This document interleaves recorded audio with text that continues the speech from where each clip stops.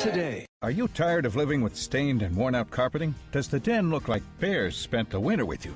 Spring is here, and so is Empire Today's half off your project sale, starting now, but only for a limited time. Save 50% on a huge selection of carpet, hardwood, and laminate, standard padding and materials, and basic installation. Call the Empire Today half off your project sale hotline now. 1-855-385-0681. Empire Today's free in-home estimates are easy and smart. Choose from high-quality flooring in the rooms where you'll use them, with your lighting, so you can see the color best. We'll do the measuring, you do the selecting and saving. But first, you must do the calling. Everyone loves the half off your project sale. Even bears. Call the Empire Today special hotline 1-855-385-0681. 1-855-385-0681. Empire Today. Select styles. Details at EmpireToday.com. Blog Talk Radio. Paranormal Review Radio.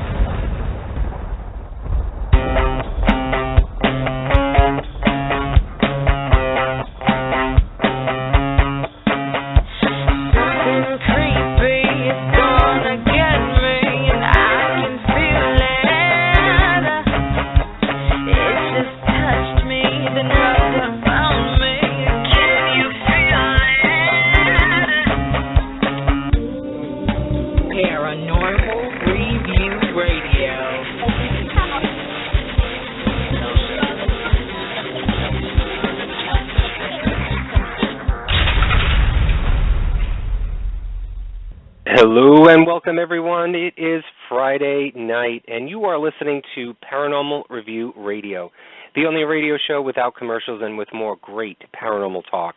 Thank you for joining us tonight. I'm Anthony Agati in New York. And I'm Lucy Liebfried in Chicago.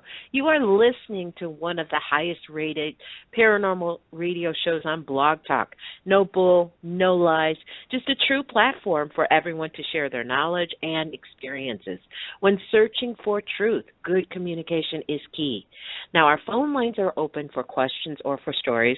The call-in number is 661-244-9831. Our chat room is also open, so you can type in your question or comments as well. Don't forget to like us on Facebook and subscribe to our YouTube channel at Paranormal Review Radio. You'll find more articles, blogs, and full show uploads. If you have specific questions, comments, or would like to be a guest on the show, email us at paranormal.review@AOL.com. Now, sit back, get comfy, and prepare to open your minds. It's time for Paranormal Review Radio. Well, as we wait for our guest tonight to call in from Italy, direct from Italy, we're just waiting for them to call in through Skype. Lucy, why don't you share with us a little bit about your trip to London, England, love. You've had an interesting trip, and you've hit some interesting places. Why don't you just share a little bit about that until we can get our guests online? Well, I was lucky enough to take a trip to London, England.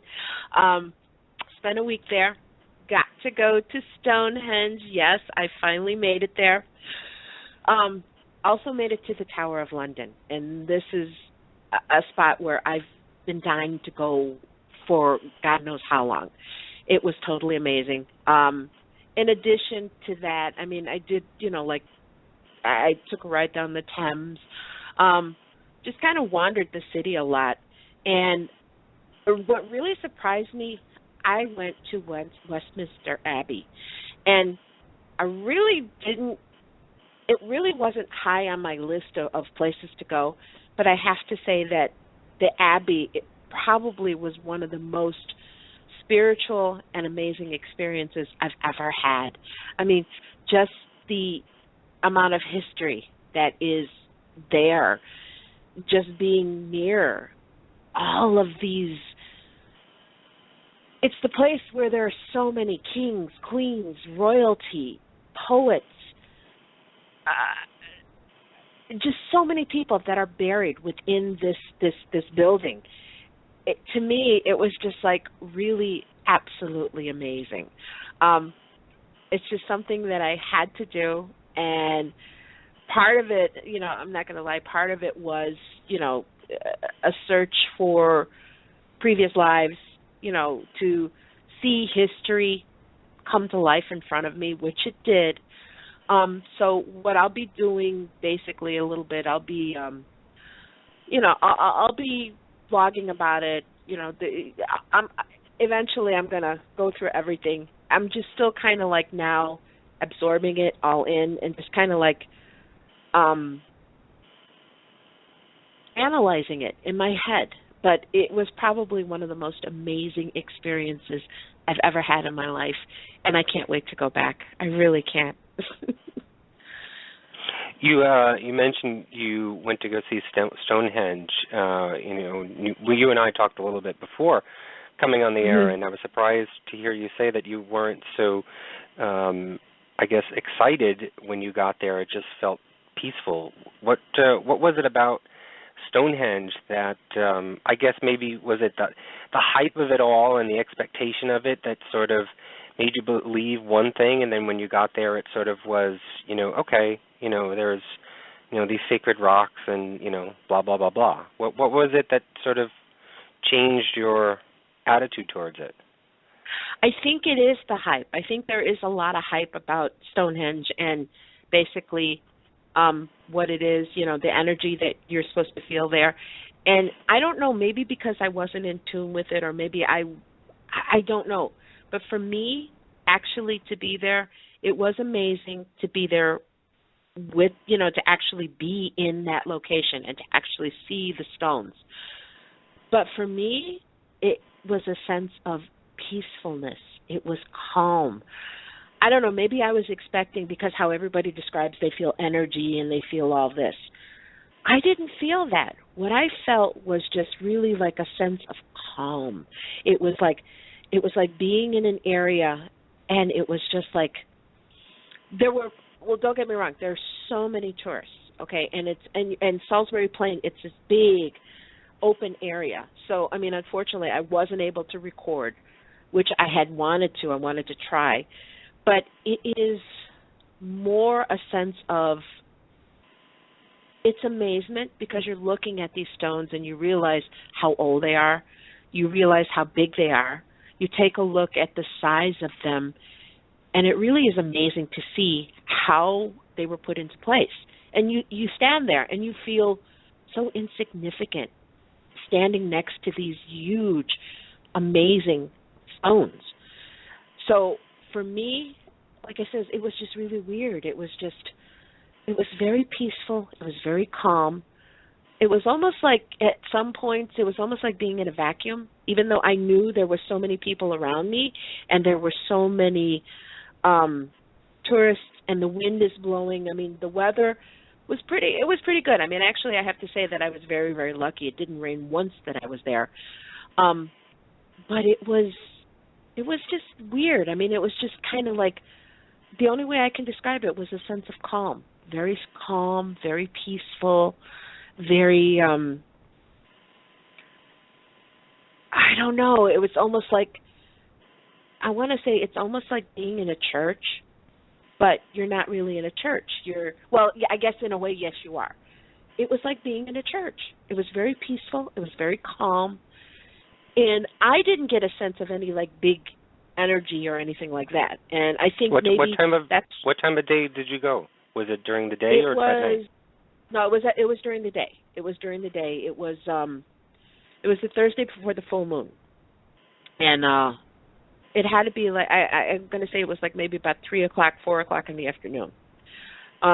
So I don't know, when you're walking around it and when you're looking at it, it's kind of like, it's not just the rocks, it's everything. It's the ground. It's everything around it. Because there's like a big field on one side, and there's sheep. There's so many sheep.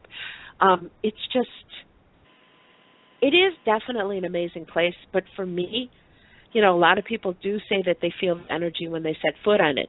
I didn't feel it. I really didn't. And I don't know if maybe, like you said, my expectations were so high because of everything I I read about it, but for some reason I think I was more in awe of the fact that it's Stonehenge, these stones, and just seeing how huge they are. It was more like actually seeing how huge they are, how they fit together, and just a sense of history, just knowing how old they are. I mean, when you walk onto the plane, you actually do get kind of close. Not close enough to touch it, but you're close. You're close enough to actually see it, to look at it. I don't know. Like I said, maybe I really do think that maybe I expected a little bit more. I expected to feel this burst of energy, and I just didn't get that. So I don't know. We had a guest on not too long ago talking about Stonehenge and the secrecy and the myths and legends, and I guess another theory in regards to encompassing the ground and the universe above as the concept for what Stonehenge was all about. It wasn't just the stones and reflections of the universe. It actually encompassed the ground beneath it. But I remember the guest, and for the life of me, I can't remember our guest that night.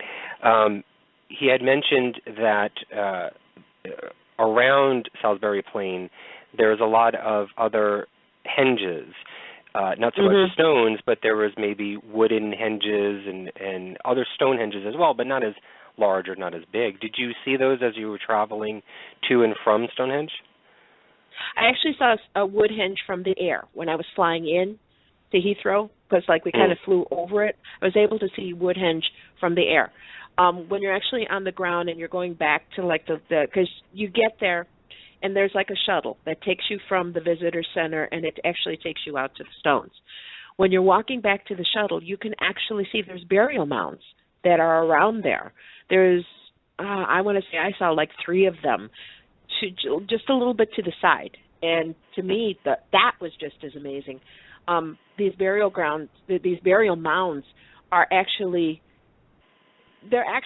close by to the stones. So oh God, and I can't remember his name either. The guest, the way he was talking about, I do get a sense that it is a bit more than an observation point for stars. I mean, I get a sense of yes, it is more like a burial area, because you see the mounds, they're close by. But I don't know, it's just really hard to explain. I mean, I was it's hard to explain. It's just really hard to explain. The main thing that I got from it was the sense of peacefulness. It was just calm. It was peaceful. It was I have to say, it's like being in a vacuum. No matter what is around you, it's almost like you're apart from it, and you see the stones, you look at them, you walk around them, but it's almost like you don't hear anything else. It's like you and the stones, and that's it. So I don't know, maybe if you take the time, or maybe if you're more open to it, I think then maybe that'll be your connection to it. But for me, I didn't get that sense of energy, and it was a little bit disappointing. Well, I remember when we did have that show, and when we were talking to the guest about it, and prior to that, when we were doing the research, you had not really, I wouldn't say thought about Stonehenge, but it wasn't really your forte in research. No, it wasn't high on my list. Right. It really wasn't something that you thought of and really delved into and deeply, was thinking about the meaning of, or what it felt to you, or what it meant to you. And so, I can understand why you may or may not have those types of feelings, whereas someone who may have been reading about this forever and researching it and had it on their minds and finally going there, I could imagine somebody having some sort of euphoria and a feeling of completeness and wonderment, and just coming to one with the universe and the earth and all of that stuff. So I would assume that. And to me, I'm not a diehard Stonehenge person. It has come up in a lot of research and conversations that I have because I am a diehard UFO guy. I'm a UFO deadhead. So I have had those instances where they have linked Stonehenge to that. And so it's come up a lot of times within the research that I've done and in conversations and in books and blogs and videos that I have gone through throughout the years. And so, funny enough, people have said, while you were away, they thought that I was actually with you on this trip. But, I kept saying to everybody, no, I didn't go. Lucy's her own person. She goes on her own trips. But I think for me, I think it would be a very different. I can only guesstimate, but I think it would be a very different experience for me going to Stonehenge. And I'm kind of actually bummed that you didn't get to record. I would have loved, even if it was just crackling wind constant. I would have loved to have just listened to it.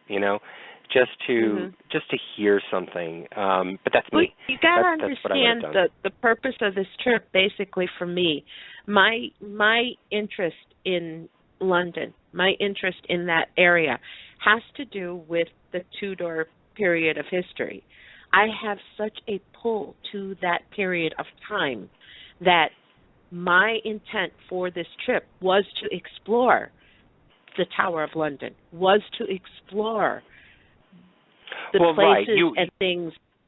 Right. You were pretty much going there for, your past history and past life and the feeling and the connection that you have to England and to the queens and to the kings and to all of the merriment of the castle. That's what you were pretty much going for, and I think that's where your focus and your connections were and your main purpose in this entire trip, and all of your energy must have been sort of wrapped around that experience or getting to know that experience, and so therefore you weren't paying so much attention to Stonehenge. But I mean, I'm jealous of you. I would have loved to have gone. It's one of the things on my bucket list besides going to the pyramids is going to see Stonehenge, and so I'm happy that you were able to actually go there and see that, as well as go on your journey and your spiritual journey to find out what is it all about? Is it real? Is the feelings that you're feeling real, and or is it just a manifestation of something in your head? And I think you may have clicked on something and confirmed something, and you don't have to. I don't want you to actually confirm anything here tonight. You're doing your own journey yourself, so you reveal it when you want to reveal it. So, but I think it's an opportunity that a lot of people should actually do, and don't be afraid to do it, and take that take the guts, take the fear out of it all, and just go for it. And I'm sure that Lucy can vouch for everything that I've just said. Yeah, no, I'm very glad that I did go, and it would be silly for me to go all the way to London and not go to Stonehenge because it's so close. I mean, it's like about 70, 80 miles away from the city, and you do have to take a bus trip, but it's just something that you have to do. I mean, if you're going to go to London, you definitely need to go to Stonehenge. You need to experience it for yourself. And I'm not saying that someone else can't go there and feel what people describe as this energy. But for me personally, I think my focus was on something else. And I've said it before, this was a search for past lives for myself. And I honestly believe that as far as past life goes, I don't think I was way far that far. I don't think that plays into my history. My history is centered around the city. It is centered around the city of London and the things that are there. And I'll get into that later on at a later time. There's things I want to do with everything that I've absorbed, and so you'll see. Right. Well, you mentioned to me about going to Westminster Abbey, and I believe you were around Big Ben and all of that great London landmarks and such. And so I'm just curious to know, and you don't have to go into so much depth, curious, was the feelings going to these locations different than what you just described when you went to Stonehenge itself? Yes. Okay. Definitely yes. The minute I set foot in the city of London, just I'm telling you, it definitely is a different feeling. I had a much different feeling in the city than I did at Stonehenge. Stonehenge was completely different. It was not, and I don't want it to sound weird, it wasn't as exciting to me as it was being in the city itself. Okay. I just want to apologize. We're trying to get our guests on tonight. Be a little bit patient. We're trying to figure out if they're on the line right now. We see a number there. I'm not sure if they are the folks. Oh, they just hung up, whoever it was. So I guess it wasn't them. They are calling directly from Italy, so it is about 4:20 a.m. Italy time. And we were just talking to them beforehand, so we know that they are here. Ghost Ark is actually in the chat room right now. So I don't know, Lucy, if you're able to receive any messages from them, because I can't receive anything on my end.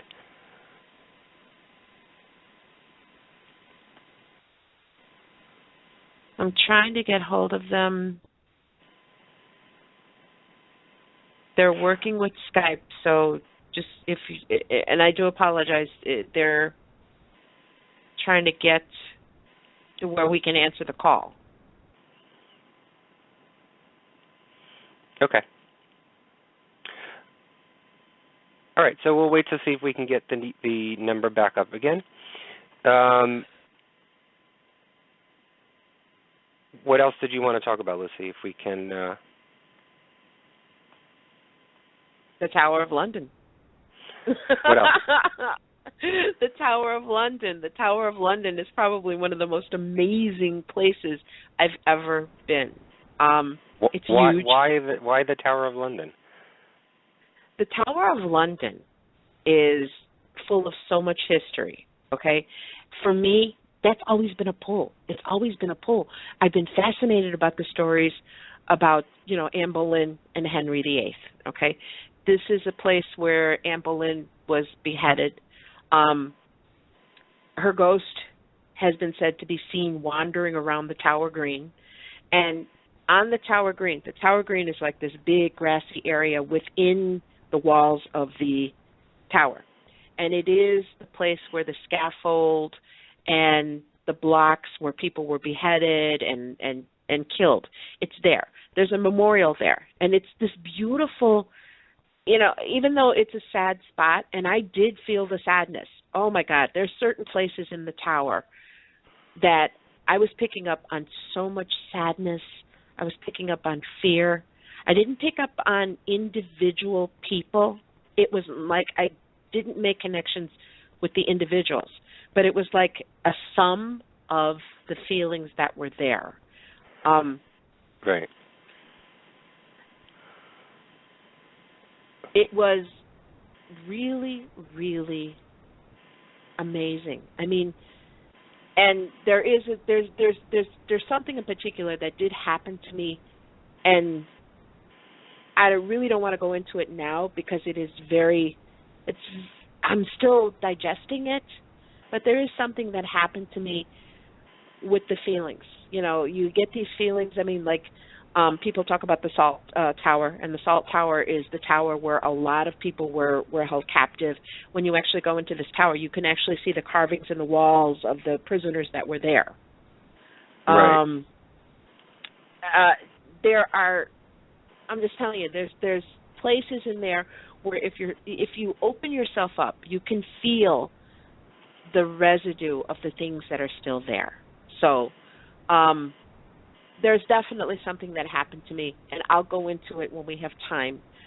But all right, I think we have both of them online right now. So I'm just going to go into the intro, and then Lucy will pull them in, okay? Got it. All righty. So when you talk about the history of paranormal research, much of the alleged inventors or first pioneers are and have been up for debate ever since they became public knowledge. The simple reason is because the paranormal has only recently been a subject that could be discussed and brought about to the masses, whereas in years past and a century ago, much of what you hear... What are you doing, Lucy?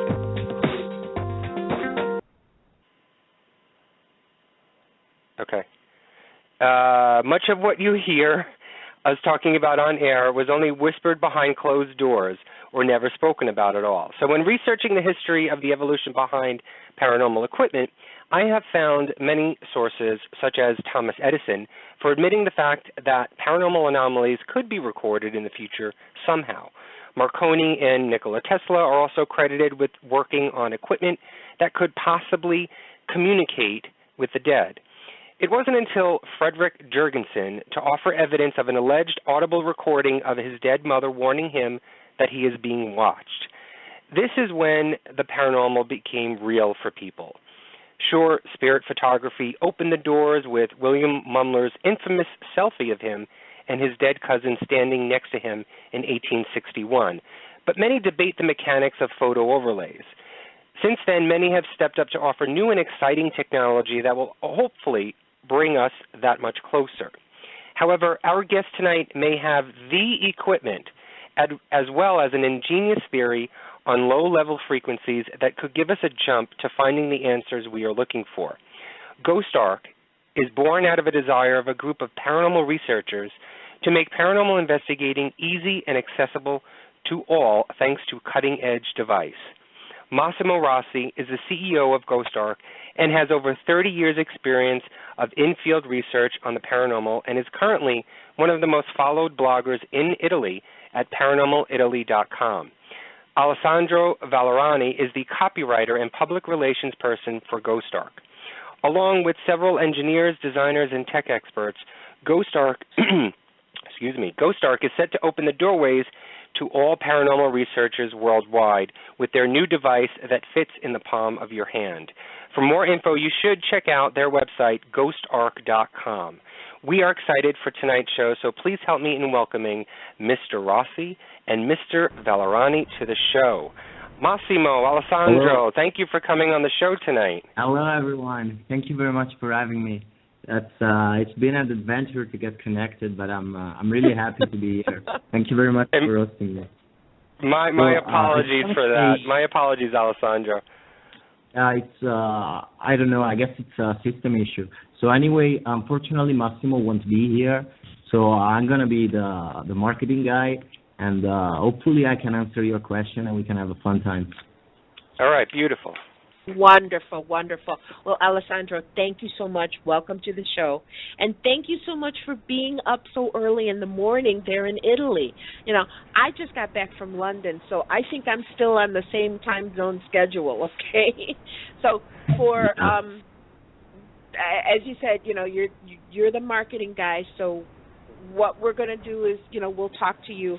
So, Alessandro, can you give us some background on you and possibly on Massimo and how Ghost Ark, how it came to be? So to say what I do, I just synthesize concepts and try to be as clear as possible in my copy, in my writing, and in my communication.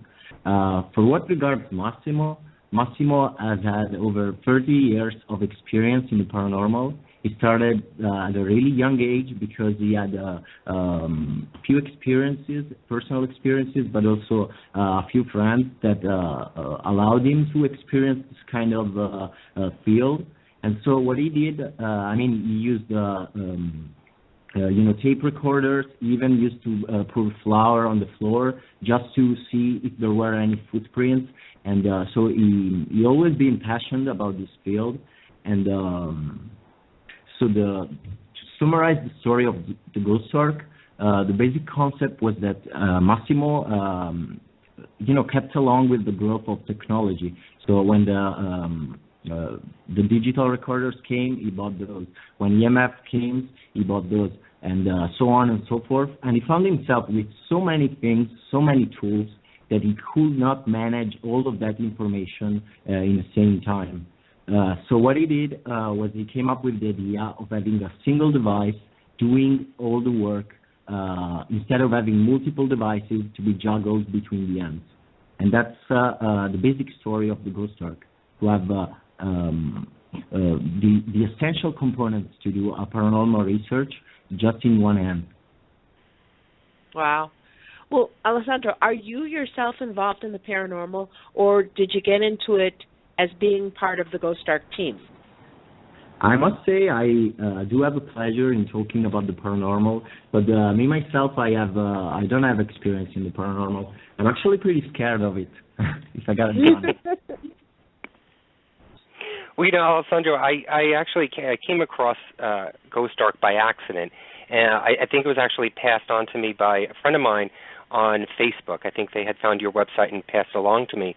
And at first, I thought that this looks really space age and really cool looking. But when I went to the website and learned all about the components, at first I thought, this can't be real. This has to be some sort of, 50-year concept that won't be coming out anytime soon. But when I went to the website and I started to read everything, it was amazing to be able to have all of those pieces of equipment that you just talked about that Massimo had, all in one unit, one nice, beautiful, I must say, stylish unit. Can you go through all of those components for our listeners so that they know what Ghost Ark actually, what it entails and what is being offered to them? All right, yeah. So the Ghost Ark, first of all, is going to have a LCD screen, so you're going to be able to watch the data, and you're going to have free tools to record the data, which are going to be an EMF meter, a temperature meter, and a pressure meter.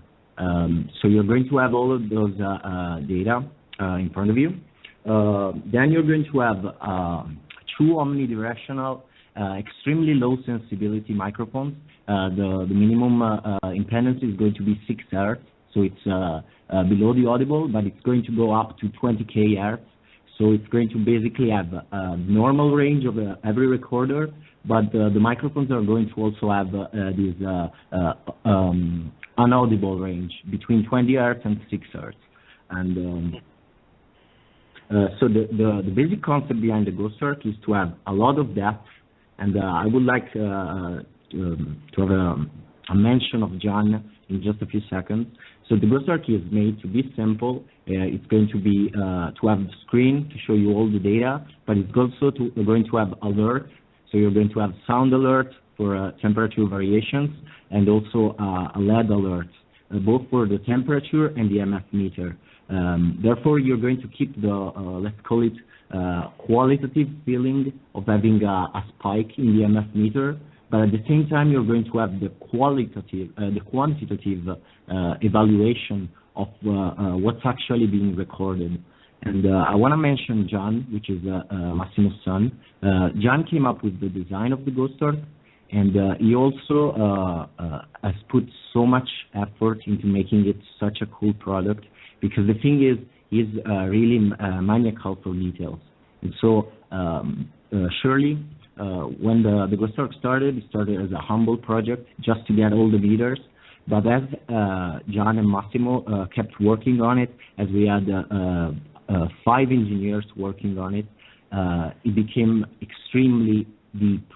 and to the point in which all the meters, the EMF meter, temperature meter, pressure meter, all of them are going to have data recorded each second. And if you were to insert a secondary SD card inside of the Ghost Ark, it's going to save it inside of a file that's going to be enormous. Like, it's going to have a lot of data inside of it. And obviously, if you don't care about those, you can just use it as a complete tool. You know, one of the other amazing features of this piece of equipment is simply the price. It's, to me, just from what I've learned already, and I'm not sure if anything has changed, but it seems to be the most affordable piece of equipment on the market for the amount of components that you get. How was Massimo and the team and everyone able to package everything at such a low cost? Yeah, this is a funny story because when I joined the team, our first dispute was concerning the price, and I was really firm about it. I wanted the Ghost Ark to cost twice as much as they wanted it to sell it for, because I believe the Ghost Ark is worth that much. But the thing is, behind the Ghost Ark purpose is the idea of having an accessible tool for everyone. So the idea is that if you are interested in the paranormal, now you have no excuses. You can just go ahead, go out and try with this simple device, along with guaranteeing the depth of quality. And it shows. I mean, just from the pictures alone that I've seen on the website, you know, I can't wait. This is Luci. This is the one piece of equipment that I'm going to be getting in the very near future, as soon as it's open. But how long was the process from the idea of creating Ghost Ark to the completion of the actual unit itself? How long did it take, the process? Yeah, so to answer this question, we need to take you on a journey, which is the journey of Massimo and John, which are a father and son. As I said, Massimo has over 30 years of experience in the paranormal. And so what happened was that around 10 years ago, Massimo encountered this issue. But he basically had no solution, no possible solution. Also, the thing is, I believe this trait is shared also with the American community. The idea of, let's call it ghost hunting with quotation mark, paranormal research. This idea is now beginning to get accepted due to the fact that the mainstream culture is getting it in television. There's plenty of television shows concerning this activity as of right now. But at the same time, new discoveries in quantum physics have possibly given an explanation for this kind of phenomena. And that's why Massimo, a couple of years ago, started blogging about it, because he was really firm beyond the preconception that if you were to talk about paranormal research with common people, they will just call him nuts, call him crazy. But the thing is, with this new quantum physics studies and new concept beginning to emerge to the mainstream, he felt the urge to share what he thought about this field. And at the same time, John, his son, has been a startupper for around 10 years. So he is really used to not just getting new ideas, but actually making them happen. And so John, with over 10 years of experience in making ideas reality and building startups, he joined with his father when Massimo shared that kind of thought about getting all-in-one ghost hunting equipment. And so with the knowledge of Massimo and the technical expertise of John, this has become a reality. That's amazing. Well, Alessandro, as our listeners, they know, I mainly use the Ghost Box, and I've had a lot of really good experiences with it. We've even used it live on air, and we've gotten responses.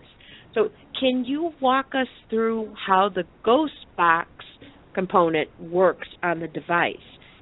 How do you use that? So technically speaking, the Ghost Ark, the Ghost Box inside of the Ghost Ark is going to have 3 different sweepers that are going to be working at the same time.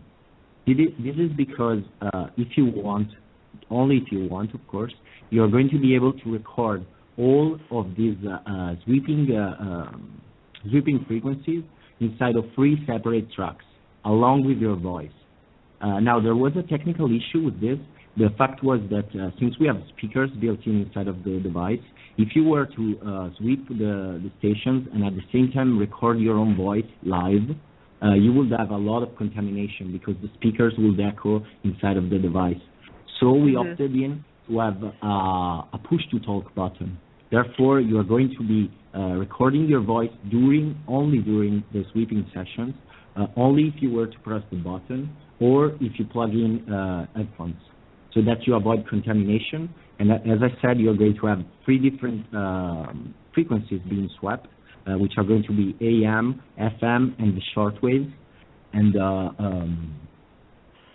so this gives the possibility of sweeping a new kind of frequency, which are the shortwave, which is, again, this comes from a, let's call it theoretical question that Massimo made, and that was that we actually don't know how entities speak or communicate or leave traces. The process of forming an EVP is something that is completely up for discussion, and therefore there's having another frequency might be helpful to increase the chances of recording EVPs. Well, okay, can I ask you, like in testing of the Ghost Box portion of it, I mean, have you gotten responses that you can, I don't want to say definitively say it is a voice, but have you gotten responses recorded with using the 3 tracks? Yeah, the thing is, Massimo, in a very early stage of development, I'm talking about last December, he went by himself to Poveglia Island, which is famously known for being haunted, although Massimo will say to you that actually Lazzaretto Nuovo and Lazzaretto Vecchio, which are the 2 actual leper colonies of Venice, are actually way more haunted. But he actually got them results. And funny thing is, the early stage prototype of the Ghost Ark was just the technical pieces, like the receivers, inside of a wooden box. So if you were to go to Poveglia Island, which is abandoned, you would have found Massimo going around in the woods, like in the dark, alone by himself, sweeping with this wooden box. Well, you know what? The Ghost Ark, I mean, this sounds so interesting because I assume now you can monitor the Ghost Box session as well as see temperature fluctuations at the same time to verify something's happening. How easy is it going to be to upload results for reporting after an investigation? Yeah, we got you covered. So, first of all, we wanted the highest quality and most compatibility as possible. We don't want to go into, let's call it console war. We don't really mind if you use Mac or PC. We are going to have you record with optimal quality, which is similar to CD quality, and it's going to be .wav file, WAV files. And this will grant no compression at all and maximum sound clarity. So what you record is what you get. There's no filtering inside. Really? Yeah, this brought out another issue with, let's call it memory for the device. So we actually have a really fast, extremely fast memory tool inside of the device to guarantee that all of that uncompressed, high-quality files are actually being saved constantly. Well, Alessandro, is there a separate, is there a standalone program that you need to use, or can you? No, point was, you can just use VLC.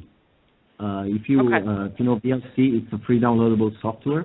Now, what we're going to plan in the future is something a bit far off in the future, but it's something that we are going to work really hard on, is to make sure that you can just download your files inside of your computer and then upload them to a web application that we are going to develop, that it's going to have machine learning inside of it, and it's going to allow you to filter the sounds, to edit them, and based on how most people are going to filter the sound, because generally speaking, if you were, for example, to increase low tones or high tones, you're going to do pretty much the same process. So by implementing machine learning inside of this web application, in a far future, not so far future, you're going to be able to upload the files and get them already filtered so that you can easily listen to them. And obviously, if you don't want them to be filtered, we are going to allow you to manipulate them however you want, wherever you please. Yeah, Alessandro, I had heard Massimo say that you can feel fear in the moment when you are investigating, but you shouldn't let the fear guide you when you are trying to research the spirit world. And I absolutely love that phrase that he says. I think it was in an interview not too long ago. And just what you just said before, that you mentioned that Massimo was investigating Poveglia Island alone by himself. To me, he's a badass in my book. So please relay that to him. But I think you mentioned that you've used the Ghost Ark, or somebody has used, I don't know if it's Massimo and John or maybe the group, has used Ghost Ark at some locations. Do you know if Massimo feels as though this new device has encouraged and influenced the way that he's researching and investigating? Has it made him be different while he's at a haunted location? So did the device change his own process? I believe this has to do more with people. In a sort of way, I believe knowing me and knowing all the rest of the crew, which are people with very different backgrounds. To name a few, myself, I live in Milan. I studied psychology, so I'm more related, let's call it, to emotions, and less to, let's call it, analytics. On the other end, we have a few engineers. One of them has lived in Japan for over 3 years and has worked there and studied also micro-robotics. So coming from such different backgrounds, let's call it logical for the engineers and let's call it emotional from my side, I believe has contributed a lot, both to the device, both in terms of usability and in terms of also of easy to use, accessibility. But it has also contributed to Massimo's thought process, because I remember this example. We brought a couple articles concerning low frequencies, and this article came just because me and Massimo were debating around the concept, and I read him a Wikipedia quote stating that low frequencies, I believe 17 Hertz sine wave, has been demonstrated and proven to influence people's emotional responses. And statistically speaking, 25% of people that are going to be exposed to a 17 Hertz frequency are going to feel anxious, as if they're watched, and they're going to feel really agitated just by a frequency that is actually not hearable by our ears. And you found that that level, that 17, is in fact something that is non, I guess the word would be non-earthbound. It's more of the spirit level that he's able to measure. He's able to measure it at 17, basically coming from the spirit world, and that's how we can understand that the effect and the communication is happening. This is a broad statement, and I will not go behind it, nor Massimo will do. What Massimo will say is that something that is completely unconscious, because you cannot say you heard that 17 Hertz tone, has an effect in our own creation of our own reality. And therefore, as they used to say, I believe Galileo said that, it said, even though you don't see it, it actually has an effect on you. And the same goes for the paranormal. There's plenty of things that we don't see, that we cannot experience because our brain weren't wired for such tasks. But at the same time, they exist, and they might have an influence we don't actually know. because we don't experience them day by day.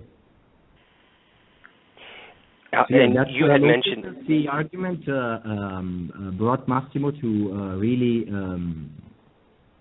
not just question, but it also it's like it narrowed down the research path. So I personally think that we are surely going to be looking forward to investigating more about these low frequency effects. Absolutely. I actually kind of agree with that idea, and I'd love to learn more from him about it, hopefully in the future. And I understand from earlier when we were talking that you're sort of new to the paranormal, and prior to getting on board with Ghost Ark, you really hadn't had any experiences. Have you had any now since afterwards, and what are your thoughts on it all?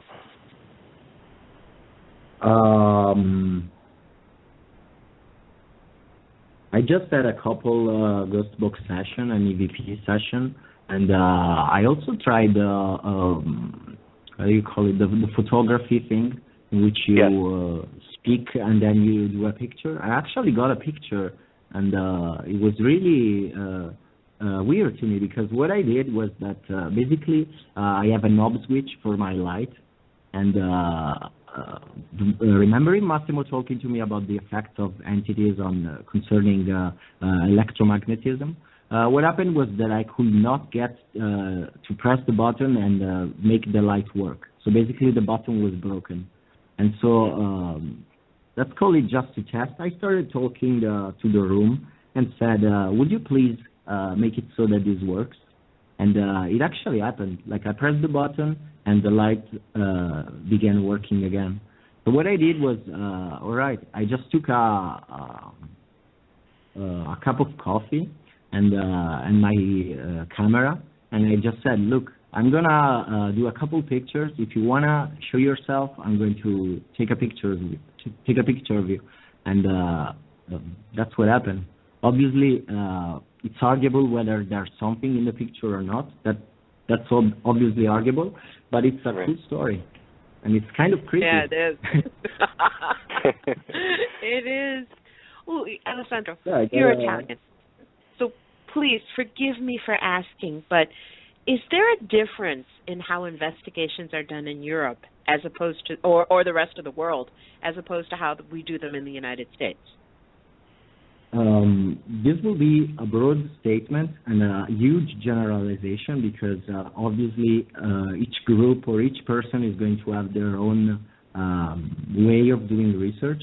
But I'm going to quote Massimo. The basic concept, or at least the basic perception that we get due to mainstream influence, is that from the American side, it seems like there's more of an arrogant approach, more of a you're like instigating the entity to come, like show up, don't be a coward.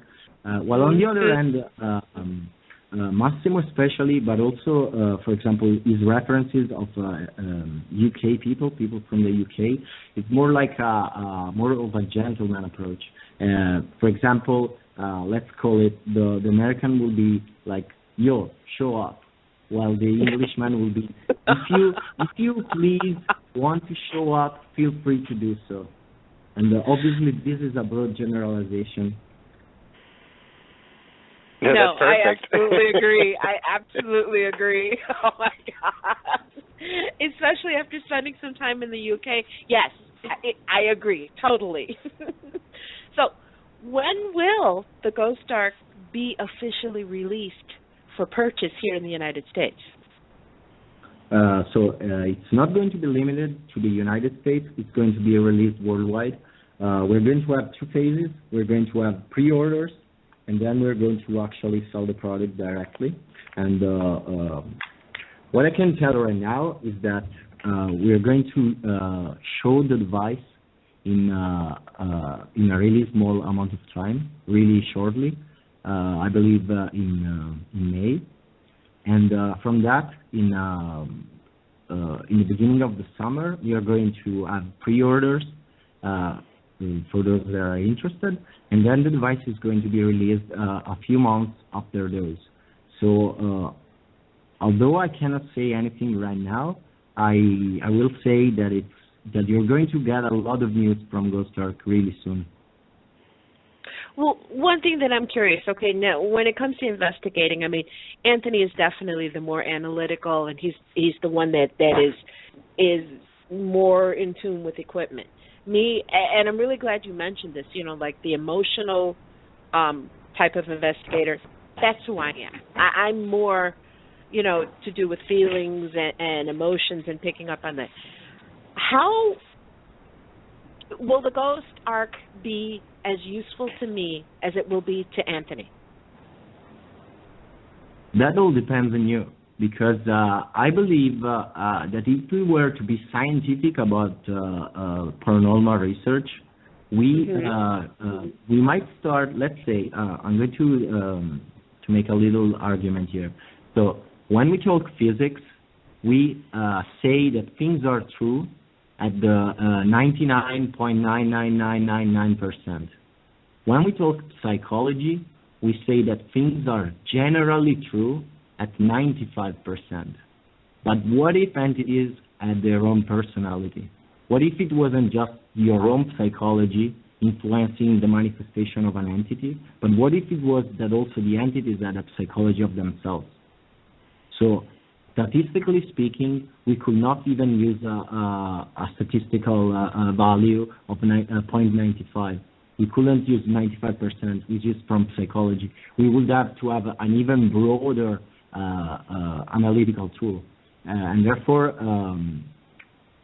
to address the concept of emotion, it's what you feel. Like, it's basically what you feel, and that's what you feel is going to be your own truth, and hopefully it's going to be uplifting, and it's going to lead you to even better feelings. Mm-hmm. Well, it sounds amazing. Well, Alessandro, can you speak about Massimo's feelings on the paranormal field itself? I mean, does he feel that we're moving forward in research and in a good direction, or does he feel that maybe the media hype and maybe a majority of groups out there maybe hurting the expansion of the field? I believe, I'm going to say my opinion and then state Massimo's. I believe that more exposure is going to be better anyway, because if you're just curious, you're going to try and then you're going to make an opinion. If you don't care, you're just not going to care, so it's okay. And if you do care, you add an easier way of getting into it.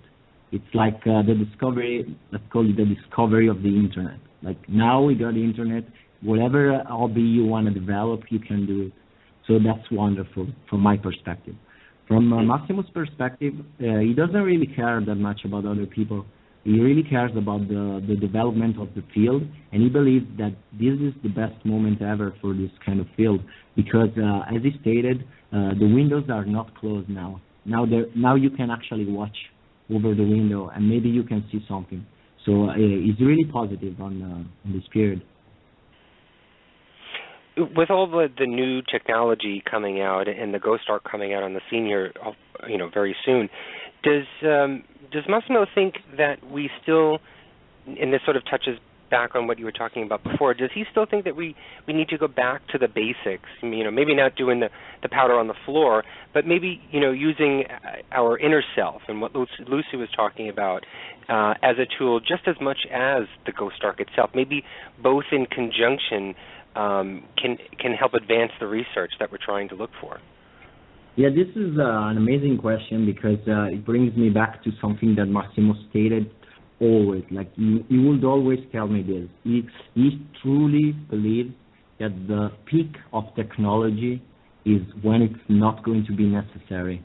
So, rephrasing it, what he said is that the peak of humanity and technology is going to be when technology is not needed, because he truly believes that we are creators of our own world, and therefore technology is just a means to get back to being creators. So that absolutely relates to what you said. And I believe I remember having a conversation with Chris Fleming, and he told me, him being a medium, he told me that sometimes he will be using the technology just to let's say confirm his own feelings, and sometimes on the other hand he will get the feeling and then use the technology. And so they go hand to hand. I believe there's technology and rational and even emotional decision making absolutely can go together. Well, you know what? I really, really, really do respect Massimo and how he leads his own journey into the paranormal. And it's not meant to be played around with or even a hobby. This is research, and it's real. Does he feel that he's answered all the questions he may have had about the paranormal, or is he always finding new questions to answer? You know, if you even were to ask if Massimo is a ghost hunter, he will say he is not. And the reasoning behind it stands in the fact that the word ghost is a big step is a big polarizing step toward an opinion. What Massimo can tell you is just whether a phenomena is paranormal or not. And that's all he can honestly say, because he had plenty of friends or even people he met via his blog that would ask him, for example, is that my dear friend that died? Like, people would come with a recording of a voice that would resemble their friend that has passed away, and they would ask him, is that a past person? Is that dead person? And Massimo can't say yes, because you can't say it. Like, there's no way of saying that, because for example, my own voice is coming from my vocal cords, but an EVP voice is not coming from vocal cords, because vocal cords should have a physical manifestation. And so what Massimo will limit himself to say is whether a phenomenon is paranormal or not. And therefore, he is constantly striving toward the new discovery, the new little nugget to improve this kind of research. And in fact, let's call it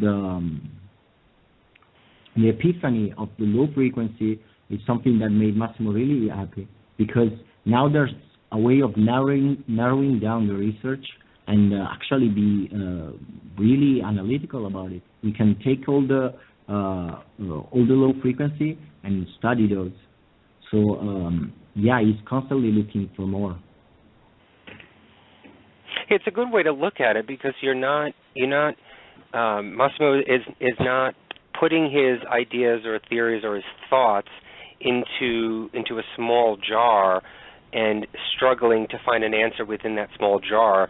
He's leaving it out in the open and making himself available to any possible answer if he leaves it at either it being paranormal or not, regardless if it's a ghost or spirit or anything else.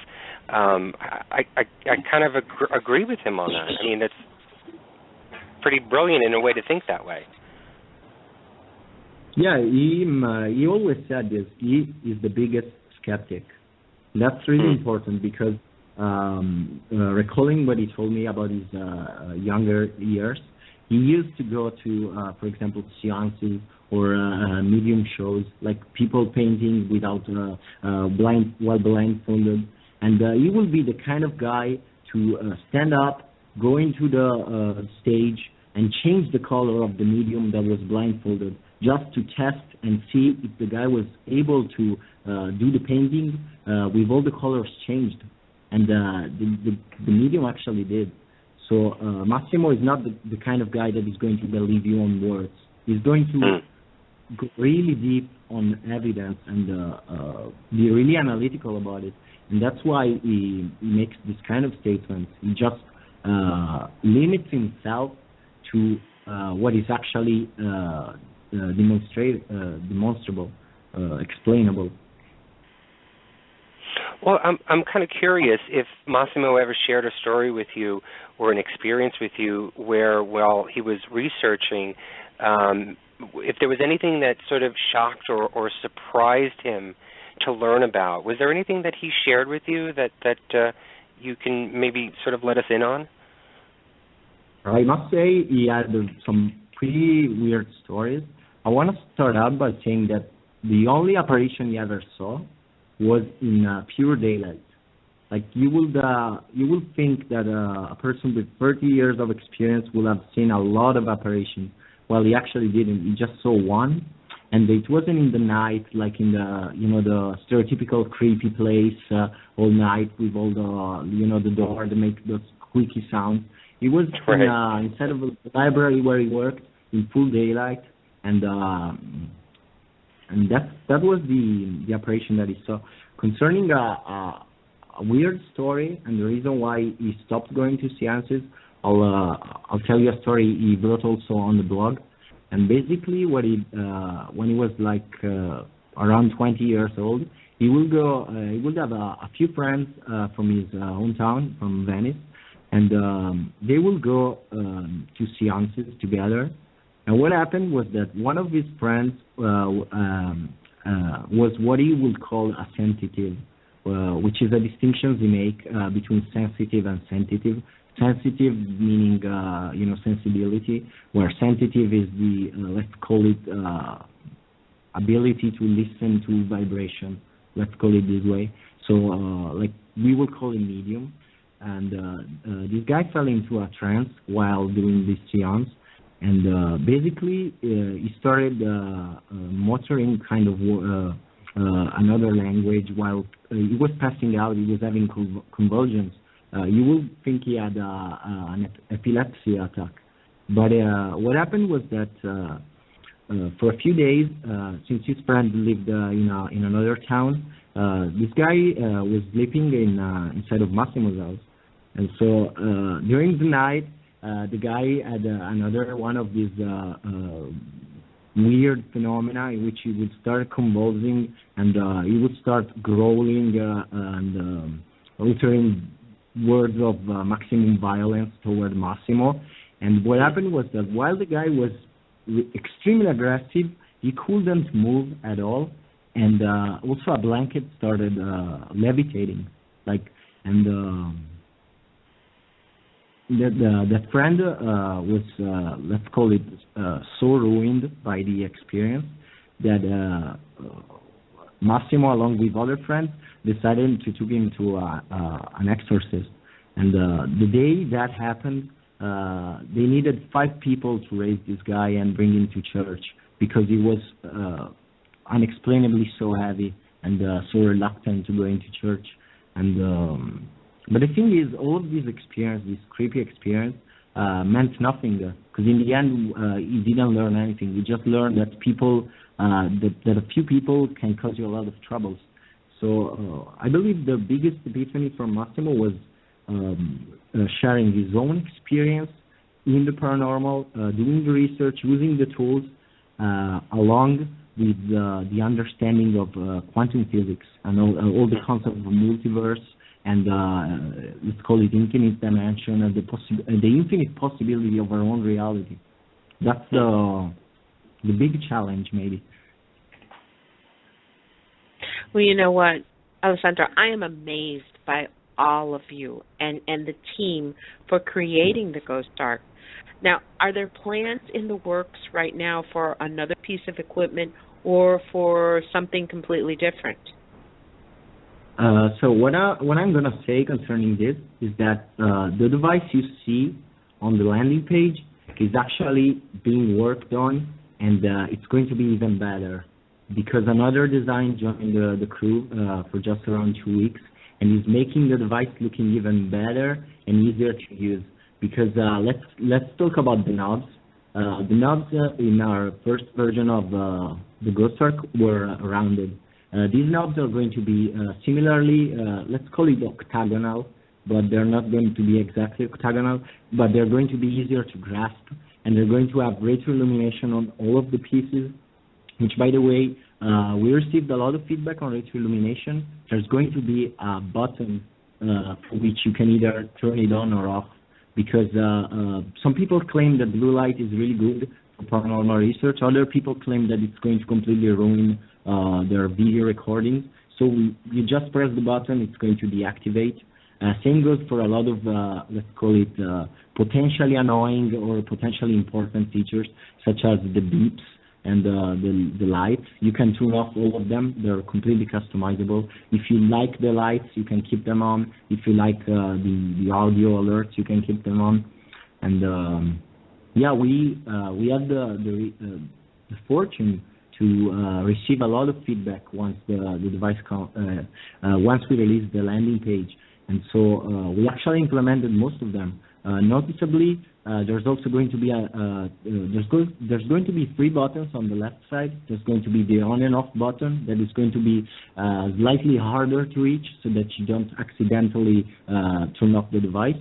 The big push to talk button, and there's also going to be a switch that allows you to reverse the ghost box sweeping, so that it's not going from lower to higher, but it's going to higher to lower. And also there's plenty of planning features. We want to make sure that if you use the Ghost Ark, you're going to maximize efficiency, and the web application comes into this kind of plan. So you're going to have a ton of data. Like, you will need to, learn your spreadsheet, learn all the analytics, create graphics.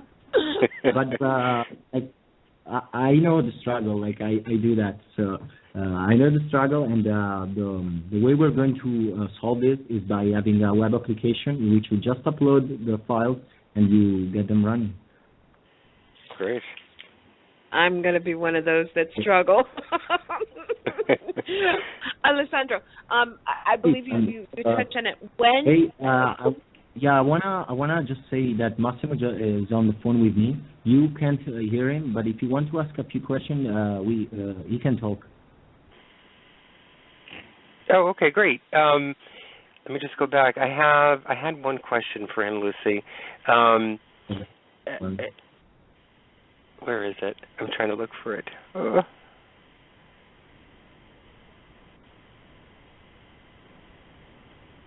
Yeah, he's saying hello to everybody. Hello, Massimo. Thank you so much. Ringrazio. So, Massimo. Sure. Massimo, if I could ask Massimo a question. It was actually one of the questions that I had asked before. But the piece of equipment, the device Ghost Ark right now, and experiencing it and using it and testing it,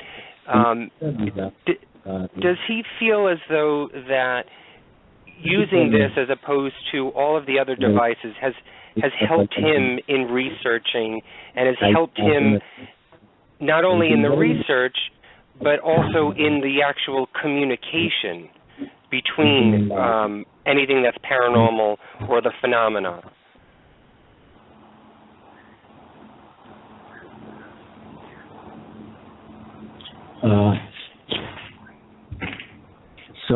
First of all, yes, and the reason being was that Massimo loves to do paranormal research by himself, and so he was used to bring a lot of tools with him, and che ti creava confusione e non potevi seguirli tutti. And having this so much equipment and juggling through all of those had a bad influence on his attention span. So he will need, by having a single device, he found a lot of easier time focusing on all the things that are happening at the same time.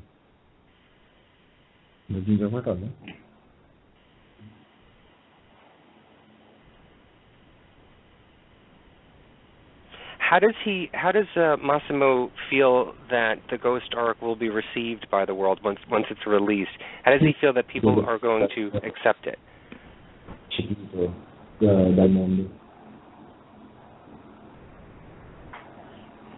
Yeah, this is an interesting question.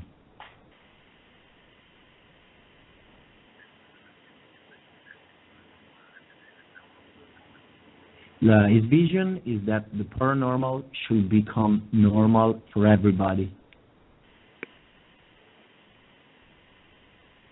Sì.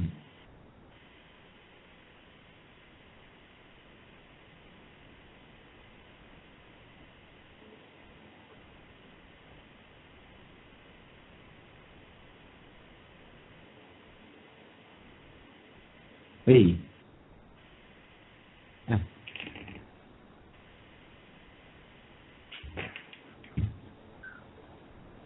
Yeah, in his opinion, everybody should be able to do this kind of paranormal research. Vai, ti traduco. Because we are not alone.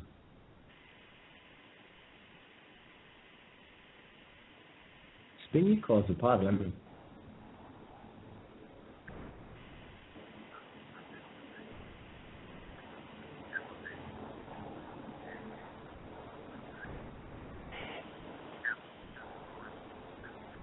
He listened carefully to what you have been speaking about, and he believes that we are at a turning point.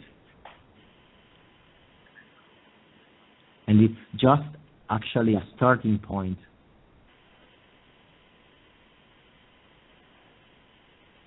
Does he feel that there may be a breakthrough in his lifetime within some sort of answer to the paranormal? Secondo te ci sarà un momento nella tua vita in cui ci sarà proprio la cosiddetta risposta al paranormale?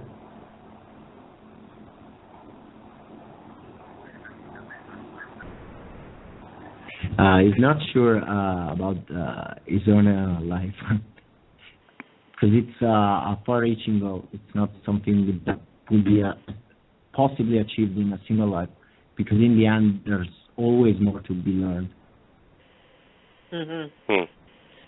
Well, I do want to ask Massimo, does he feel that with all the data that he can gather from this device, is it going to make it easier for the scientific community to accept the findings of the paranormal community?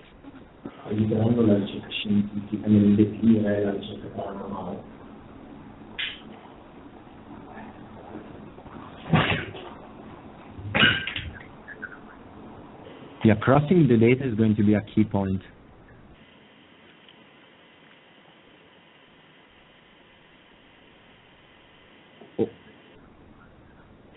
Another key point is going to make it so that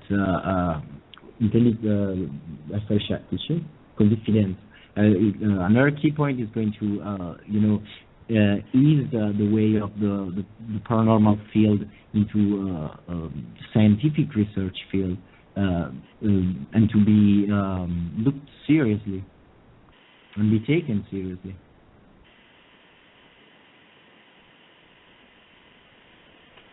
Well, Alessandro, please convey to him, if he is not able to hear us right now, but please convey to him that we really do appreciate all of the work he and John and everyone on the team has done. This device is amazing, and I cannot wait to see how big this explodes, and I cannot wait to hear more about his research and learn more about his research in future writings and in his blogs, and we hope the best for the future for him and everything that he does. Yeah, Massimo wants to add that in his own opinion, paranormal doesn't exist, but it's there. As in, one day everything is going to be normal, and we're just going to be aware of it and how it works. I agree with that. I believe it. That's wonderful. Yeah, I agree. Okay, Massimo. Oh, one other thing. I just want to ask again. When is this going to be available worldwide? When can we get one? Quando è che sarà disponibile? Sì.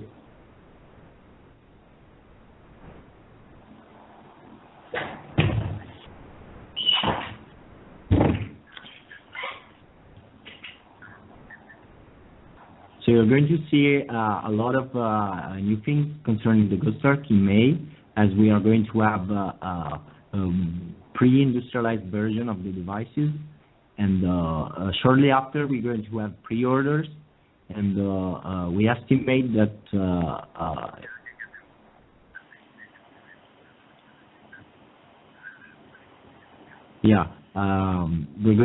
we estimate that we're going to deliver the Ghost Ark around the last quarter of this year, and for those 4,000 people that are following and left their email, we're going to have pre-orders in beginning the 1st of June. Okay. Wonderful. Great. Wonderful. Well, thank you so much for coming on the show, both of you. Grazie. Where can our listeners go to learn more about Ghost Ark and about Massimo? Yeah, you can just type GhostArk.com and you're going to see our landing page. If you want to know more about the team and the beliefs behind the Ghost Ark, you can read our blog at blog.ghostark.com. And I do recommend the Techies Corner and the Advanced Perspective, as the Advanced Perspective is Massimo's Corner. And the Techies Corner is going to be the press releases. So if you want to learn more about the specific of the device, you can read the Techies Corner, that it's full of answer to your own questions. And I do have to add, because I've actually signed up. I think when you go to Ghost Ark, you can actually put in your email address, and you get updates and you get information emailed to you on constant updates or blogs or information and stories and articles. I had done that a while ago, and I usually can't wait to open up my email box and open them up and read any more updates or any more new information. So anybody who wants to do that can go and do that on the website. So thank you both. This was an amazing show, and Massimo and Alessandro and the entire team, we really do appreciate everything that you guys have done, and I cannot wait to put in my pre-order, Lucy. Me too. I want one. Grazie, Massimo. Massimo is saying hello. Thank you. Saying goodbye. Thank you very much for having us. It was a pleasure. Thank you so much, Alessandro. Have a wonderful weekend. Yeah, you too, guys. Thank you. Thank you. Bye-bye. Bye-bye. Ciao, ciao. Ciao, ciao. Lucy, this is on my list. Now, I know your birthday I know what I want for Christmas. I know your birthday is tomorrow, and technically in New York time it's a half hour from now, but my birthday is in August, so I'm putting that out there. You can pre-order in June and get it for me at the end. Well, he did say the end of the year, so I know what I want for Christmas. No, I'm absolutely amazed by this. Like, you know how I am with equipment. I mean, it's like there's like a million things, and I have them in every single pocket. The thought of having one piece of equipment that does all of this, and I'm really, really intrigued, like what they were saying with the Ghost Box function, with the three. Well, right now there's three frequencies: the AM, FM, and shortwave, which I think will be pretty interesting to see how that fits in, and how that is going to either hinder or help the communication in the mix. I'm just really amazed at it. And, I'm really curious about, like, what he was saying. A lot of this stuff was, like, way over my head. But then when he started talking about, the higher frequencies, lower frequencies, it's starting to click. It's starting to make sense to me. There is obviously, what if there is something out there that we can't hear with our own ears, that can't be really picked up? There's so much out there that we don't know. If this can, like, at least open that window a little bit more and bring it to light, oh my God, think of the possibilities. Everything that you just said is also up. It can be up for debate. The debunkers out there can say, well, these other types of frequencies that are out there that are roaming around your head right now are caused by X, Y, and Z, and they are all explainable, that there are all of these gadgets and gizmos and satellites and electronic components and, you know, everything else that is in your world right now that could be causing these lower frequencies. And, you know, I you know, and I'm sure Massimo would say this, I welcome that, not that argument, but I welcome those stances on that so that we can research and see whether or not that is true. You know, can we negate some of those things with and not just the Ghost Ark, but with any piece of equipment out there that we can, you know, try and find out and figure out, will this settle the score? Will this answer anything? Obviously, it's not going to give a definitive answer for the paranormal because there really isn't one. But will it show that there is another answer to it, that it is not material, that it is not earthly, it is not of the earth, or is not man-made, that it is something within the paranormal phenomenon itself? You know, so I just have to commend this team, you know, this piece of device, and I hate to feel as though that, you know, I'm pushing this piece of equipment. People tend to think that, you know, I'm faking it and, you know, I'm just doing it because they've been on the show. Honestly, if you go to GhostArk.com and you see this piece of equipment, this tool, this device, this unit, whatever you want to call it, first of all, you won't even believe that it is actually real the way that it looks. I mean, I have to commend Massimo's son, John, for the details that he put into this thing. The lights and everything, it looks almost like Tron-like. Do you remember that movie, Lucy, Tron? Yes, I do. It looks like it could come from Tron, the way that this thing looks. And to do all of these, I think it's 4 components, possibly, maybe 5, I'm not sure exactly on the number. But with all of this, in addition to the adjustments that he's made, the push-to-talk button, where you're able to now record your voice during a ghost box session and have that readily available. I mean, can you imagine? I mean, everybody who is a paranormal investigator out there knows the trials and tribulations of walking into a location with your knapsack and your bag or your hardened trunk or the case that you walk in and have to unload and either wear those, you know, fishing vests that you have that's got 50,000 pockets all over the place to carry all this stuff in, or, you know, that's possibly the reason why you have 20 people on your team so that each one can hold a piece of equipment. Here you have this one device that's going to encompass everything, all at the same time while you're doing these things. You're able to see it right there in front of you and not have to worry about looking at 4 or 5 different things to keep track of while you're walking through a space and could possibly be missing something that you can see and feel and experience with your own body, with your own eyes and your own ears, because you're worrying about looking at the other 5,000 pieces of equipment that's in front of you right now. So to be able to do this, and I've seen this done before, and I'm not here to bash anybody else, but I've seen this done before where they've tried to mix and mash up a couple of different components together into one, and they work, you know. I'm not negating the effects or the functionality and the services of those other pieces of equipment. They work. They do the thing. But when you look at this Ghost Ark unit, and I mean, I as Lucy said, I'm a nerd. I'm a tech guy. I love things. I love gadgets. As we were talking, Lucy, during the interview, what did I show you on Skype? Yes. I got another piece of equipment over Lucy's vacation. I bought another piece of equipment, the PSB11 Ghost Box, the ITC research device. I showed it to her on Skype as we were doing this interview because I just have to have the newest thing. I have to have something new. But here we go. You know, this new piece right here, it has the electromagnetic capturing device, and it has the dual band of the frequencies for the Ghost Box, but it doesn't have the temperature. It doesn't have this push-to-talk device. It doesn't have all of these other functions.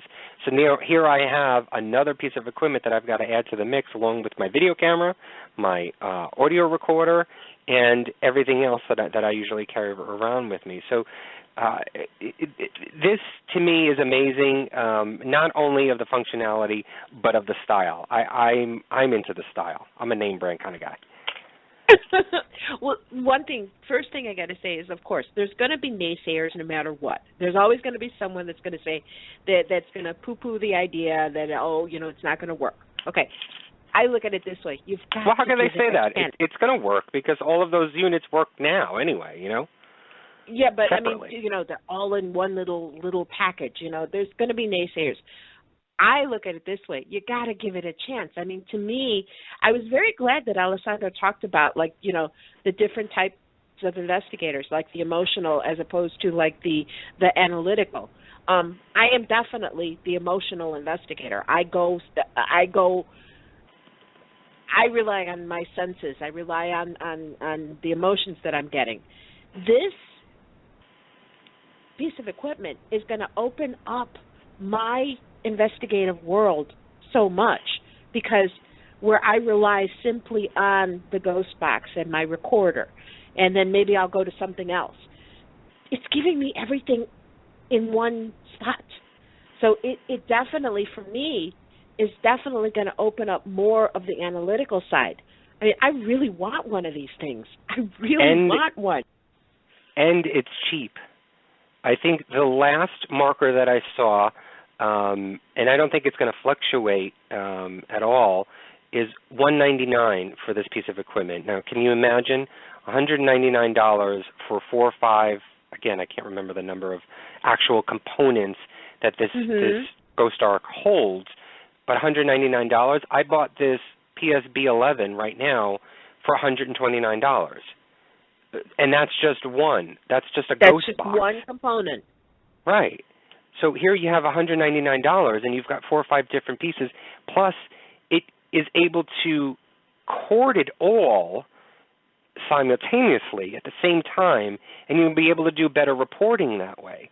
Before, I used to have to rely on, I'm talking like I already have this piece of equipment.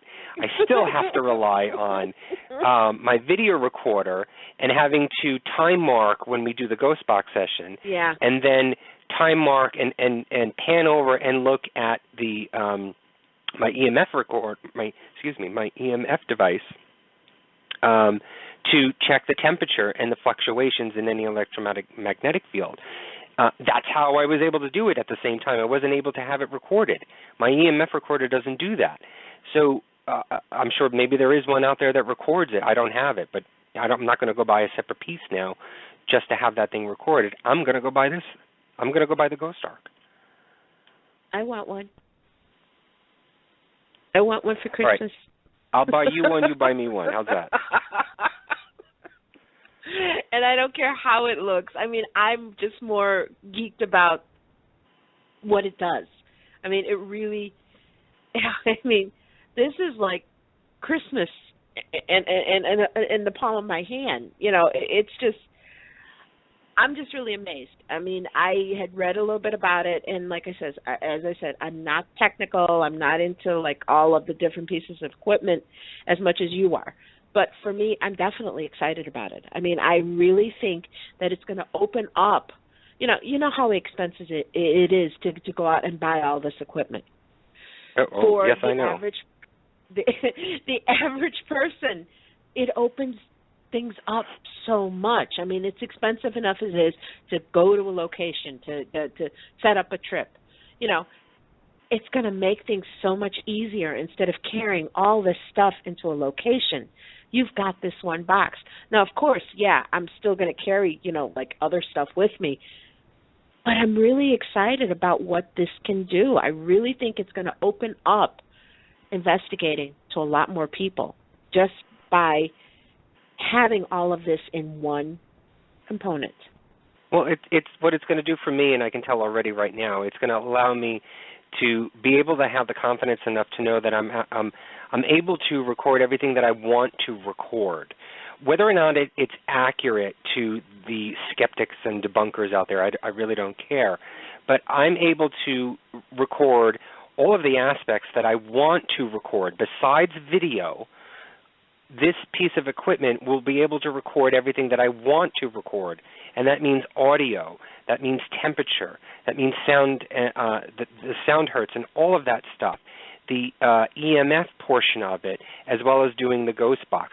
I'm able to have the confidence enough to know that I can have this piece of device in my one hand, have my recorder either in the other or have it on a tripod, but be able to have the confidence in knowing that this is taking care of it all, and I can concentrate now on being one-on-one with whomever I'm trying to communicate with or whatever I'm trying to communicate with, and let myself be a little bit more or a little bit less worrisome of whether or not I brought this piece of equipment with me. Do I have this in the room with me right now? Did I put that? Did I set that up? Did I do this? Mm-hmm. You know me. I'm always, it takes 20 minutes when you walk into one single room to put all of these devices together, and then you start to do your session. Here, all you got to do is turn on one switch, pretty much basically, and have it ready to go, and you just press the button of whatever you want to have happen at that moment. So to me, it just frees up everything. And I'm the techie. I'm also the emotional as well. I use the techie side to validate and verify the feelings that I have usually, because I need validation in that factor. But most of the time, and you know this, Alyssa, you and I do this, we say this all the time, either before we go or during the investigation, we can feel, regardless of what's being recorded or sent on an EMF meter or anything, we know whether or not there's a presence, there's anything there. We can feel already if they are willing or not willing, or at the end of the night or the end of the day, at the end of this investigation that we've done.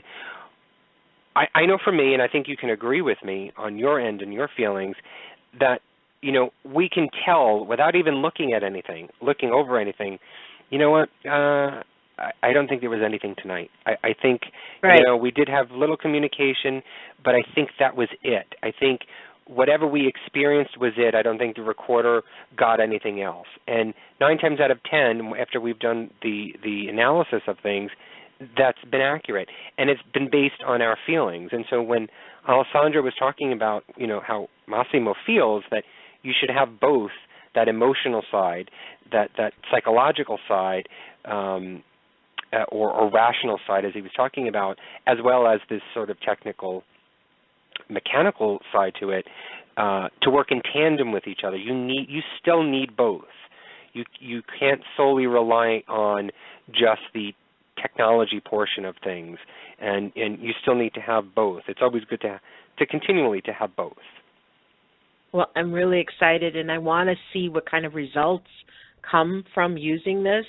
But one thing I do have to mention, I really thought it was cute, and I was laughing about the difference about how we investigate here in the United States as opposed to the rest of the world. And you knew that, there is a lot of, but it's just so nice to hear somebody else say it, know. I demand that you speak to me, It's true. It is true. But this is so cool. I'm very excited about it, and I'm so glad that they came on the show and talked about it. And I really, really do want one. I really do want one. I can't wait to use it. I mentioned in the intro that Massimo Rossi, who's the CEO of Ghost Ark, who we got a chance to talk to a little bit at the end, is famously noted for his blogging on paranormal.italy.com. I think that's what it is. Is that it? Paranormal.italy? Or is it paranormal? Let me just look it up. Paranormalitaly.com. Paranormalitaly.com.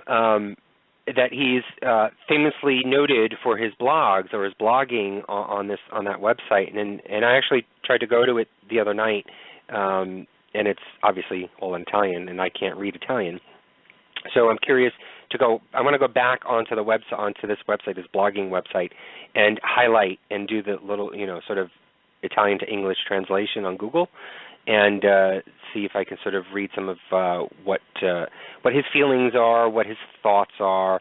I think he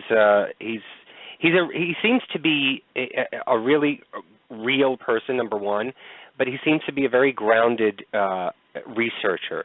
He doesn't seem to be one of those who, is leaning towards an idea or a theory. He's open to it all, and as Alessandro was saying before, he doesn't say it's a ghost, or he doesn't claim it as a spirit or entity or anything like that. He claims it to be either of a paranormal phenomenon or not, and that's basically where he leaves it at, because the research as it stands right now, you cannot definitively say it is, and I truly believe him in that manner. There are some theories that I have personally, just because of my own experiences, that I believe that there has to do with light and energy, and how the manifestation of that can create things, as Alessandro was talking about before. How we're talking right now. Obviously, our words are being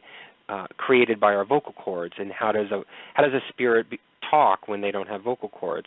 I think it has a lot to do with the light and energy, obviously. Well, more so the energy than light, obviously, but light and energy encompasses what I believe to be the spirit realm. And if we focus more on the quantum physics of light and energy, I think we may start to get some answers. I'm not saying that it's going to explain the entire paranormal field, but I think delving into that direction, you may start to pick up some, maybe it's helpful tips or hints, or maybe it can give you some advice in where we could go to research more about the paranormal. And that's where I'm at. But I wholeheartedly believe in Massimo's theory and his vision of how he sort of wraps his head around the paranormal field and the paranormal phenomena research itself. Well, he's definitely cool. In my book, yes, he is a badass, and I would love to pick his brain some more, just to hear some of his experiences, coming from him. I appreciate the fact that, yes, he is a researcher, and it's his experiences that are going into the creation of this product. And honestly, no matter what kind of results you get, they're always going to be open to discussion. They're always going to be open to interpretation. But something like this is going to kind of pull everything together, and maybe from pulling all of this information together, we will get a little bit clearer idea of what we're dealing with. I mean, we're never going to know completely what it is, and I do like the thought of that it's either paranormal or it's not. Not definitively saying, oh yeah, it's a ghost or it's this. I like the idea of, there's definitely something there. There's definitely something happening. And whether or not you have a title to put on it, here is the result. Here is what you're getting. So by bringing more of this experience to other people, maybe we will eventually get people to agree on what we're dealing with. Yes. I do agree with you. I just, it's kind of, I don't know, I'm having a hard time trying to swallow what you just said about having people believe in the idea of paranormal, because, people won't believe in the paranormal regardless of how much evidence and research you put in front of them. I think right. I think that's a lost cause. I think it's more so of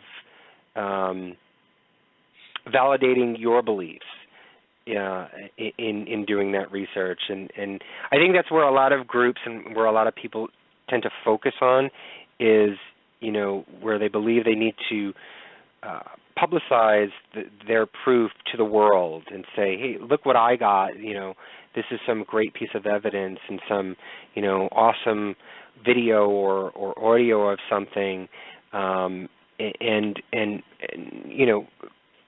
hopefully, I guess in their minds thinking that they're going to turn people around and kind of get bummed out when that doesn't happen, or get defensive and angry sometimes when that happens.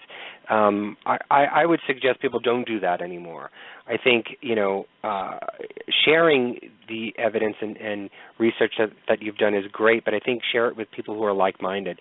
That way you get the validation that you need, and that maybe, working in tandem with other folks who feel the same way or who are as open-minded as you are able to contribute something to the benefit of what everyone within the field is trying to do, or so some of them say that they're trying to do. But at least, getting that, I think trying to get the skeptics out there to believe is a waste of energy and time. And I don't know how we got onto this topic. I know I love to go on tangents all the time. But Ghost Ark, the Ghost Ark piece, this device, again, it's not like, we just discovered the diamond. It's nothing that is truly remarkable. It's everything that we've known already before. It's everything that, a true paranormal investigator has used and utilized before, but now it's all in one. It's one piece of equipment that you can utilize and in real time be able to see things that can validate each of those components together. And I think that's what may be helpful, and I think that's what is a better advancement. I saw, and I'm sorry for talking so much, Lucy, but I keep seeing a lot of these apps that people are creating. There's a lot of these ghost box apps that have been put on the market that I don't know. To me, it just troubles me to see those. I don't feel as though that they are beneficial at all, really, because how can you take your iPad or your iPhone and create it into a paranormal device? I understand some mechanics can happen, but if you, like for instance, there's a ton of ghost box apps out there right now. They're truly not utilizing real-time frequencies, AM, FM, or even shortwave, anything. They're not using real-time. They're using a database of words and sounds and mixes of white noise together and generating a random mix together in the hopes of that this will help facilitate a communication. I'm not sure if that is beneficial because it seems to be too, I don't know what the word is, maybe, I don't know if it's fake or not, but it doesn't seem to be as though it's real. To me, the frequencies that are in the real moment, in the real time, are traveling through the airwaves. And to me, that energy that's created by those sound waves are what is attracting the spirits to talk. It's not so much the sound of the white noise that's attracting or creating the speaking and the communication. I think it's the energy that those waves are traveling through to come through this device that is able to help communicate. I have nothing to validate that, but to me that's my belief in it. So I have a hard time really feeling these ghost box apps. Well, no, I agree with you on that. I mean, oh God, what's that one that you can put it on your Kindle? There's something, and it's I can't remember what the name of it is. Something, and I downloaded it onto the Kindle. Okay, and honestly, I don't feel that it really.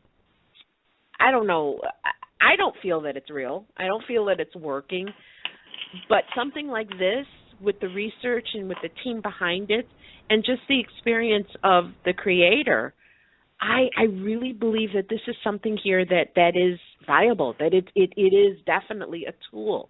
So all the apps, I'm just kind of like, I kind of equate them with, just the little money-making things that people put out there. Oh, here's an app, pay $5.99 for it. I don't think it's a legitimate tool to use in an investigation. I really don't. And yeah, I don't either. I don't have the proof that they don't work or that they do work. I don't have any of that proof. It's just my gut feeling on apps. Maybe because I'm old school. I still work with paper. Yes, you do. I do. I like paper. I like to read from paper. I like to work and write on paper. I hate writing on laptops or computers. I don't. I have to all the time for work, but if I have to do it personally, I do paper.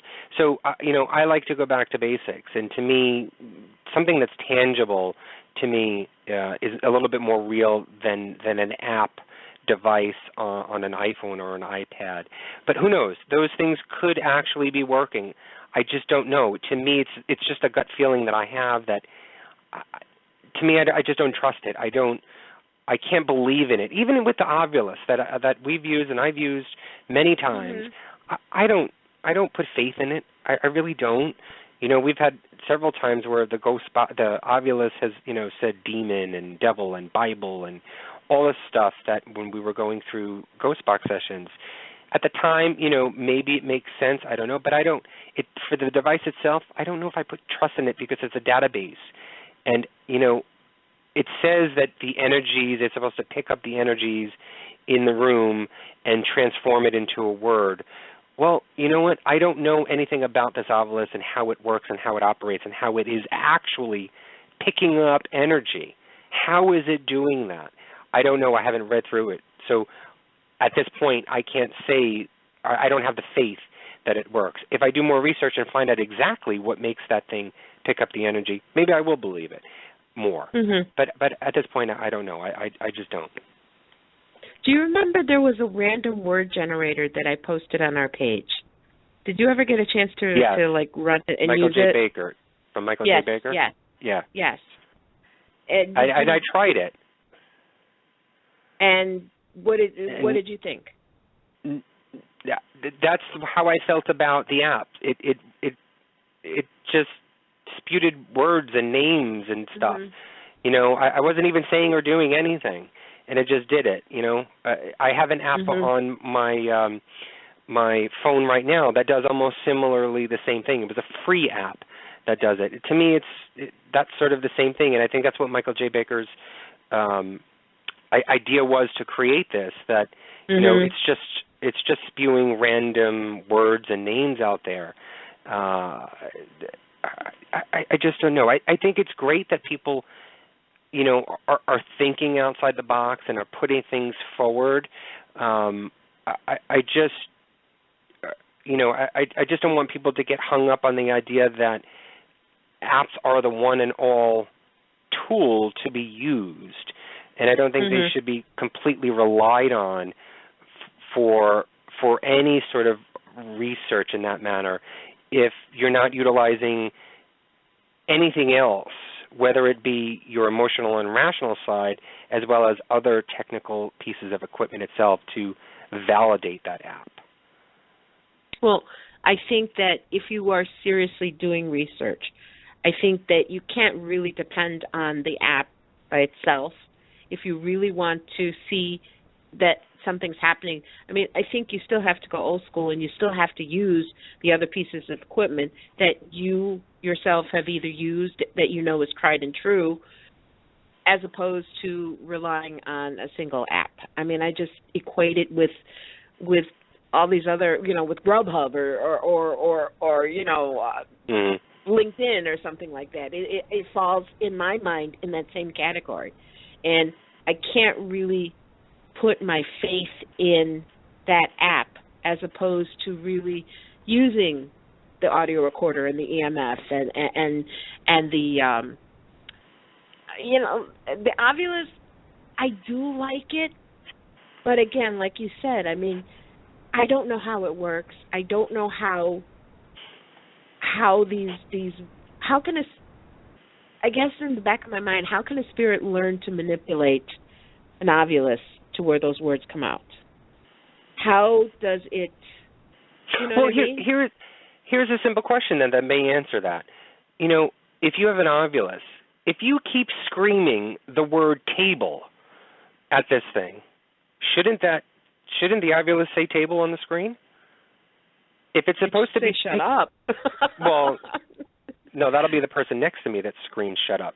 But if you keep saying the word table to the ovulus, it should be picking up the energy in the room because I'm saying it, and shouldn't it say that? I've done that numerous times, and it's never done that. So, right. To me, I don't understand why it's not doing it for that, but yet it's doing it for something that is supernatural. It just doesn't, it doesn't make sense to me. I'm not sure if I understand that. But again, I like using it in tandem with something else, not by itself. Yeah.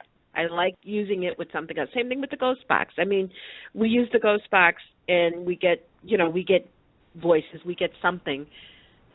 But a lot of times I think maybe we do need to use something else just to kind of like bolster what we're getting. All right, before we, piss off all the other inventors in the world, why don't we end the conversation? Okay. Why don't we end the conversation here? We had a great night talking to Massimo Rossi and Alessandro Valerani, two great guys from Italy, direct from Italy. This is the first time we've ever had an overseas interview, right? I know. Yeah, it is. I mean, a little bit of a hiccup in the very beginning, but I think it was. I thought it went really very well, considering the fact. And I appreciated both of them coming on at 4 a.m. or 5 a.m. by the time Massimo came on board. But it was an amazing night, and so I do want to thank both of the gentlemen for coming on. And again, if you are just tuning in, go check out GhostArk.com. That's GhostArk.com. Go to their website. As I said before, you can sign up to put in your email address, and you'll get constant updates of articles and updates on the actual piece of equipment.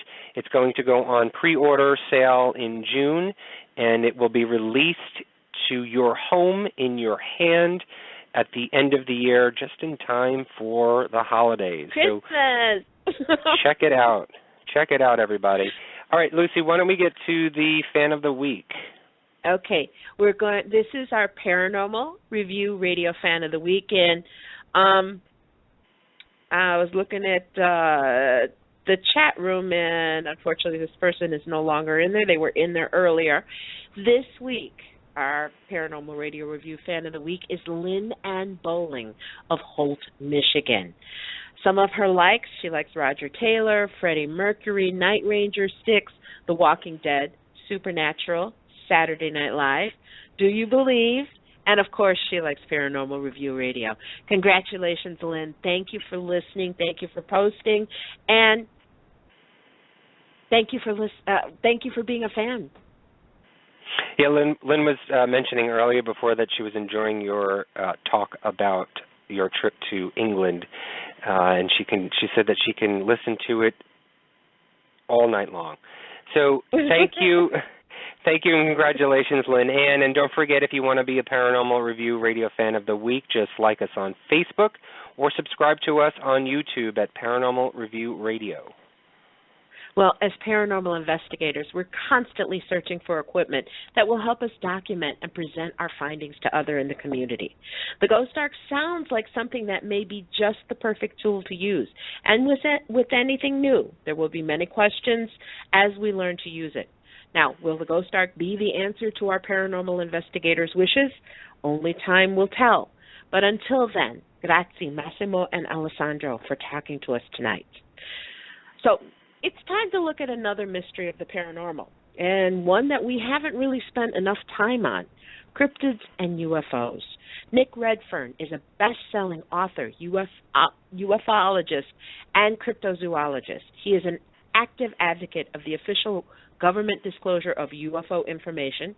He's worked to uncover thousands of pages of previously classified Royal Air Force, Air Ministry, and Ministry of Defense files on unidentified UFOs dating from the Second World War from the Public Record Office. Some of his books include A Covert Agenda, FBI Files, Cosmic Crashes, Strange Secrets, Three Men Seeking Monsters, Body Snatchers in the Desert, Memoirs of a Monster, There's Something in the Woods, Science Fiction Secrets, and many more. He will be here with us next Friday night to talk to us. So be prepared. It's going to be a big night with a fascinating mind.